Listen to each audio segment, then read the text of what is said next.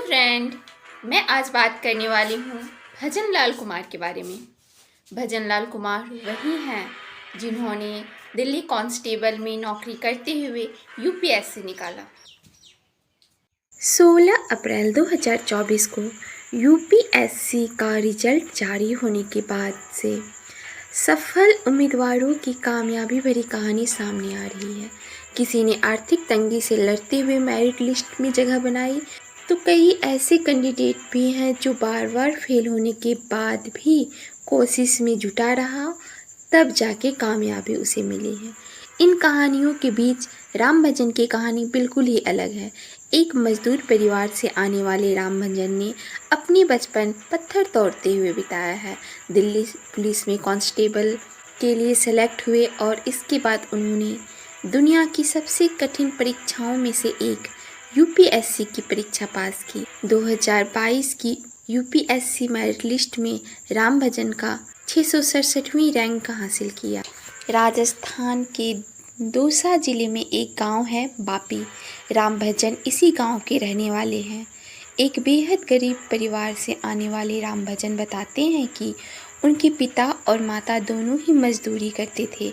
जब उनकी उम्र महज 15-16 साल की रही होगी तब वह खुद भी पत्थर तोड़ा करते थे। गांव के सरकारी स्कूल से राम भजन ने अपनी शुरुआती पढ़ाई पूरी की।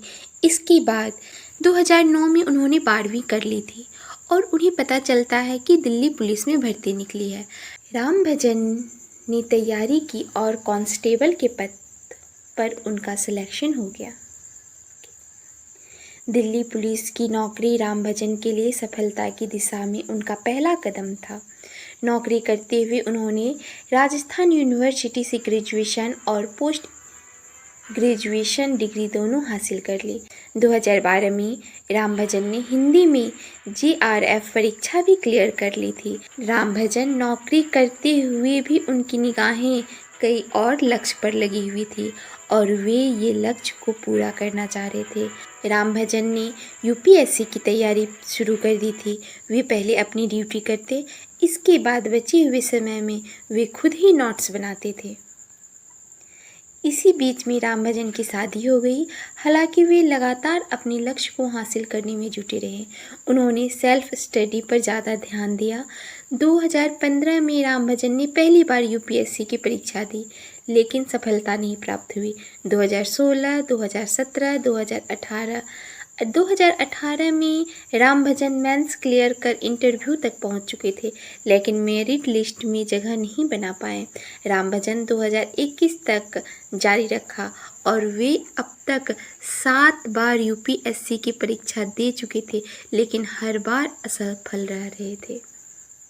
2022 में राम भजन ने 8वीं बार फिर से परीक्षा दी। प्री और मेंस अच्छे हुए और उन्हें इंटरव्यू के लिए बुलाया गया। इसके बाद जब रिजल्ट आया तो राम भजन का नाम यूपीएससी के मेरिट लिस्ट में था। अपने संघर्ष का जिक्र करते हुए राम भजन ने बताया कि उन्होंने परीक्षा के लिए पूरे अनुशासन के साथ हर रोज़ 7-8 घंटे पढ़ाई किया करते थे। पुलिस की नौकरी और परिवार की जिम्मेदारियां निभाते हुए यूपीएससी की तैयारी करना आसान नहीं था, लेकिन इस मोड़ पर उनकी पत्नी, उनकी माँ उन्हें भरपूर सहयोग किया। तो ये थी राम भजन की कहानी।